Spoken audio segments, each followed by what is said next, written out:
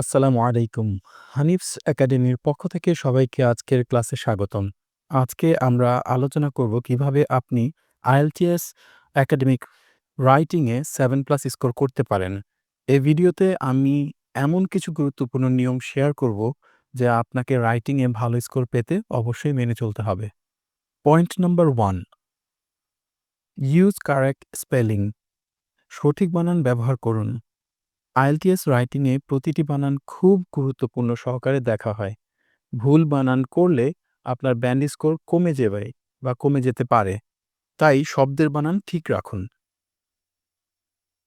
Avoid contraction like we are, use we are, not we are.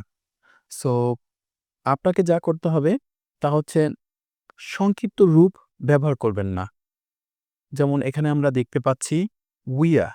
So we are ব্যবহার না করে আপনি ব্যবহার করুন উই আর। উই ডোন্ট এর পরিবর্তে লিখুন ডু নট। সো কন্ট্রাকশন ব্যবহার করবেন না। Never use slang words like gonna. So slang words পরিহার করুন।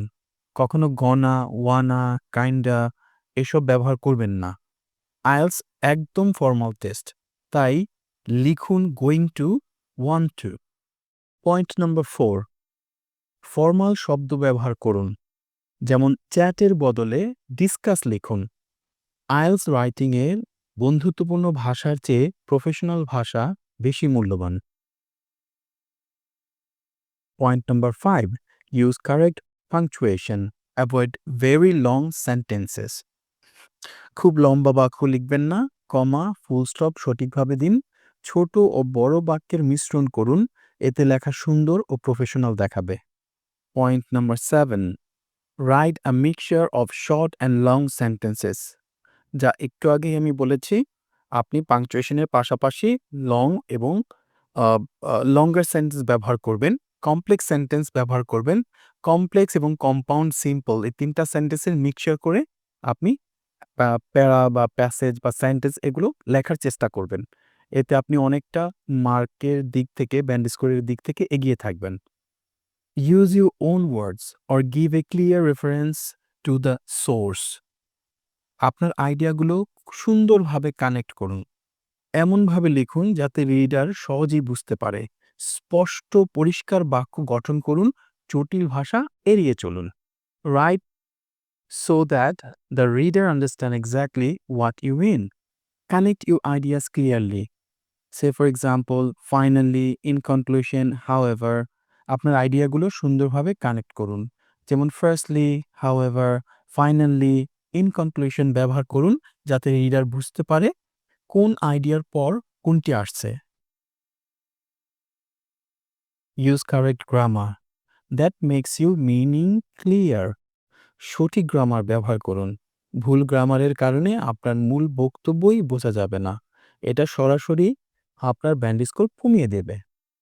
তাই চেষ্টা করুন কারেক্ট গ্রামার ব্যবহার করার জন্য। কারেক্ট গ্রামার ব্যবহার না করলে আপনার মার্কিংটা কমে যাবে। সো এদিকে খুব খেয়াল রাখতে হবে আমাদের।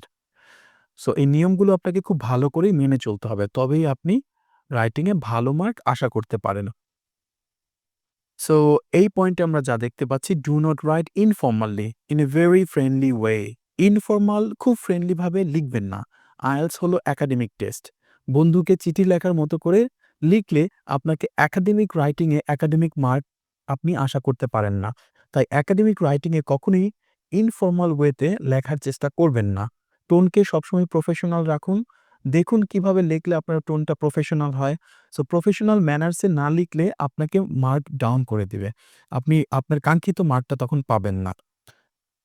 Only give true data. Do not invent or change it. মিথ্যা তথ্য বা বানানো ডেটা দেবেন না। শুধু সত্য তথ্য লিখুন। আইএলটিএস এক্সামিনার খুবই অভিজ্ঞ। তারা সহজেই বুঝে ফেলবে যে আপনি নিজে থেকে বানিয়ে লিখেছেন।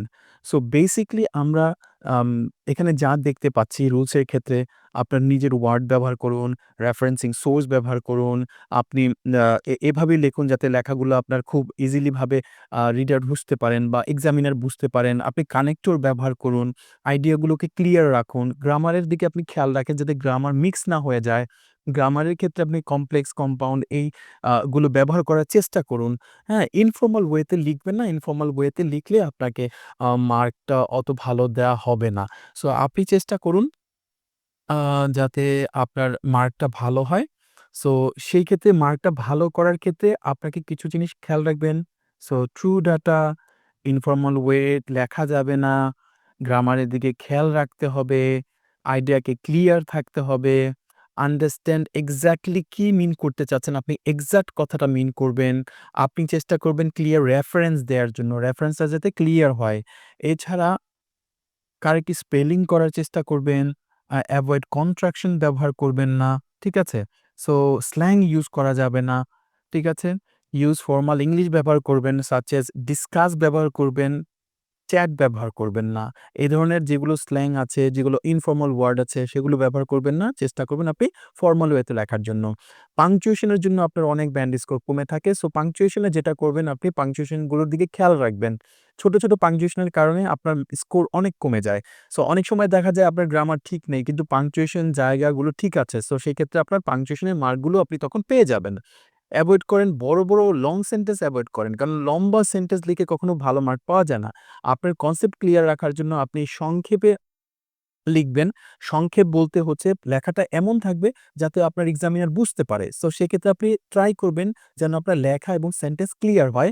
আর write a mixture of short and long sentence. শুধু শর্ট লিখবেন না, লম্বা, ছোট, বড়, মাঝারি। সো সিম্পল, কমপ্লেক্স, কম্পাউন্ড, হ্যাঁ? রিলেটিভ প্রোনাউন এগুলো সব ব্যবহার করে আপনি চেষ্টা করবেন আপনার সেন্টেন্সটা দেখতে, দেখতে মাধুর্য লাগে। আপনার প্যারা বা প্যাসেজ যাতে একঘেয়েমি না লাগে। সো একঘেয়েমি সেন্টেন্সের ক্ষেত্রে বা একঘেয়েমি সেন্টেন্স স্ট্রাকচার এর ক্ষেত্রে বা একই ধরনের লেখার ক্ষেত্রে সাধারণত এক্সামিনাররা মার্ক তেমন একটা ভালো দেয় না। সো আশা করি আপনারা এইখান থেকে অনেক কিছুই বুঝতে পেরেছেন, যেগুলো আপনার পরীক্ষাতে অনেক কাজে আসবে। এ ধরনের ছোট, ছোট টপিকগুলো নিয়ে আমরা আলাপ করব ইন ফিউচারে। সো আপনি যেটা করতে পারেন আমাদের চ্যানেলে চোখ রাখতে পারেন। এই নিয়মগুলো মেনে চললে আপনার IELTS একাডেমিক রাইটিং এ 7 পাওয়া অনেক সহজ হবে। আরো টিপস পেতে এই চ্যানেলটি সাবস্ক্রাইব করুন আর ভিডিওটি ভালো লাগলে লাইক দিতে ভুলবেন না। ধন্যবাদ সবাইকে। দেখা হবে পরের ভিডিওতে।